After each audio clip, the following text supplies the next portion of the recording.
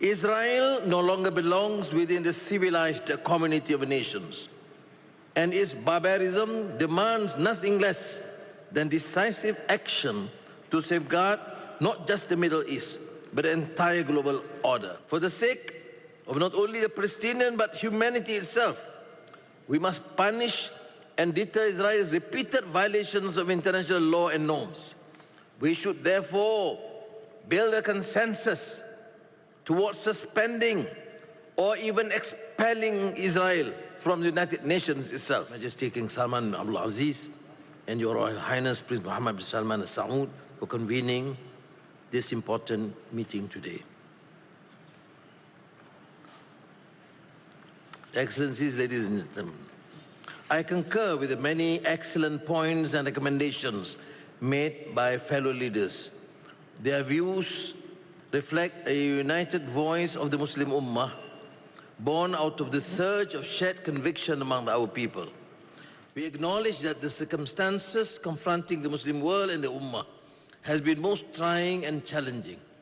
Yet, it is indeed highly commendable that painstaking efforts have been made and continue to be made, including summits such as this, so as to find ways and means to put an end to violence, destruction, and misery brought on the Palestinian people and to relieve their long and untold suffering.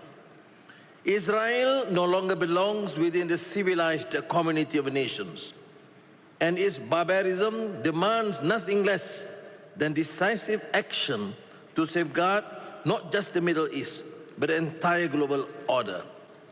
50 years ago, the world was so horrified by the atrocities in South Africa that the United Nations General Assembly took the unprecedented step of denying its government a seat of the Assembly.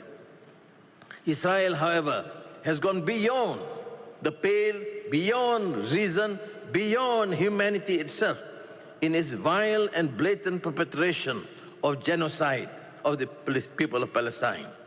These cumulative acts of violence against an entire nation leaves us with no choice but to demand the swift and effective action of the international community, including embargo, suspension, and even expulsion.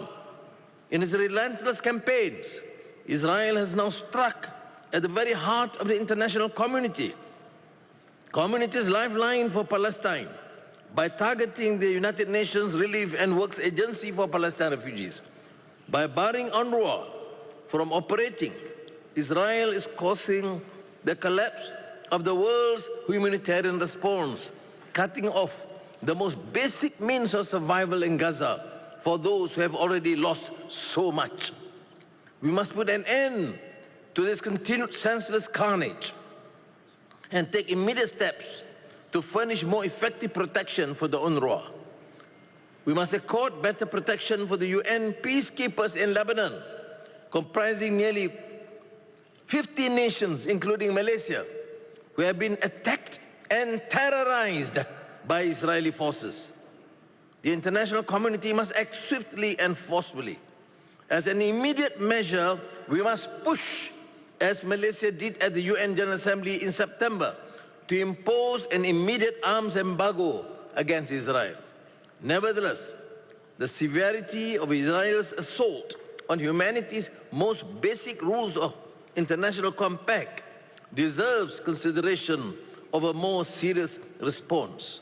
For the sake of not only the Palestinian, but humanity itself, we must punish and deter Israel's repeated violations of international law and norms.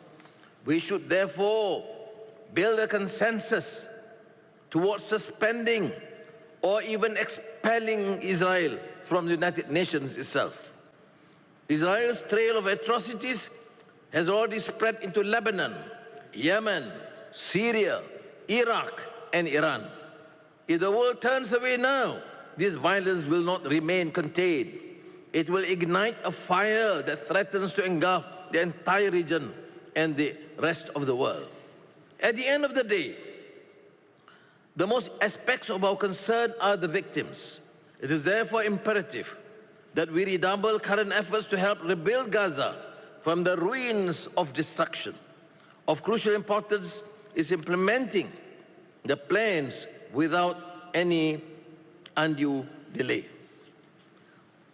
We must draw a line in the sand, not only as Muslims, but as fellow humans, united and bound by our fragile mortality and committed to a simple truth, a wish for a safer, kinder world for our children and the generations to come.